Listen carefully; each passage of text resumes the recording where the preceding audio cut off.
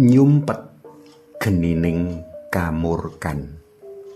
Panglimbang-limbang menit dina Senin wagi tanggal 23 Maret tahun 2026. Kapetik saka Injil Yohanes bab 8 ayat 1 tekan ayat 11. Kapimpin dening Camat Bumiaji Bapak Thomas Maidu.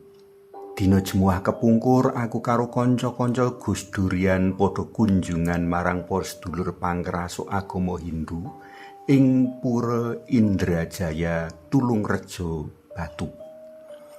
Aku sakanca padha ngaturake bagya rahayu awit riyadi nyepi kang tiba ing dina Kemis.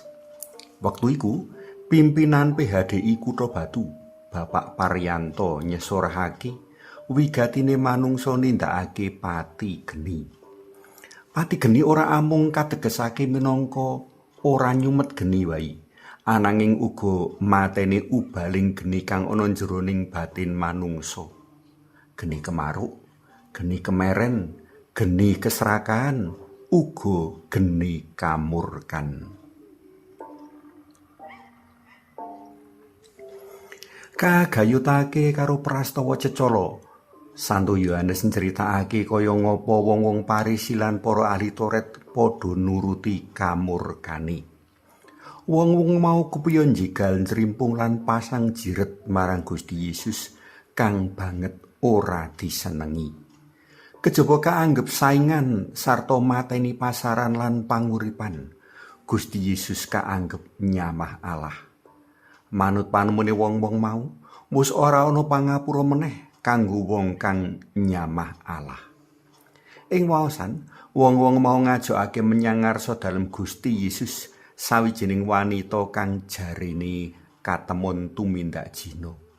Pitakonane yaiku, giniya sing disuwanake menyang ngarsane Gusti Yesus kok amung si wanita.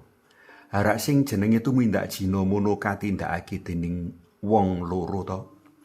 Sawijining tumindak kang sewenang-wenang nuntut keadilan ananging ora nindakake keadilan. Dilalah Gusti Yesus uga ora gampang kapangan jireting wong-wong mau. Panjenengane ora age-age paring keputusan kanggo nibakake paukuman marang si wong wadon kang sajake kaya iya anggone tumindak dosa. Gusti mendel tumungkul lan nyerat ing lemah. Ora kakandhakake Gusti nyerat apa, nanging bisa wae kategesake ing wektu wening sawetara mau Gusti ngelingake pakon dalem Gusti kang kaserat ing ati nuranine manungsa.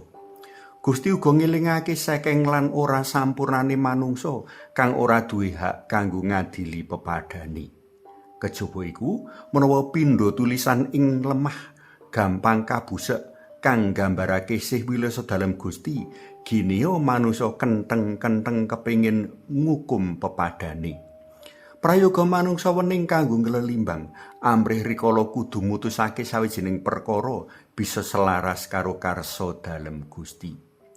Bareng dioyok kanggo paring jawaban, Gusti jumeneng banjur ngendika, sapa sing rumangsa ora duwe dosa, kena miwiti mbandemi wanita iki. Kaadepake marang dirine dewi-dewi, pranyata wong-wong mau isih rumangsa duwe dosa. Siji mbaka siji, wiwit kang paling tuwa, wong-wong mau mundur saka sangarep dalem Gusti. Dadi kejaba jirete wong-wong mau ora mempan, nanging uga ora mangan kurban. Para tresna pelem kinasih, mangsa prapaskah mujudake mangsa kanggo mateni geni hawa nepsu kang mbulat-mbulat ing ati, geni kasrakan, geni kemeren, geni gampang tersinggung, geni kamurkan, sarta geni-geni liyane. Percuma awake dhewe padha ngetut aturan poso ragawi sacara saklek rikala ati isih golek mangsa lan gawe pepadha rekoso lan sangsara. Suwawi sami munjuk, kunjung asma dalem Yang Rama, so Yang Putra, tuwin Yang Roh Suci.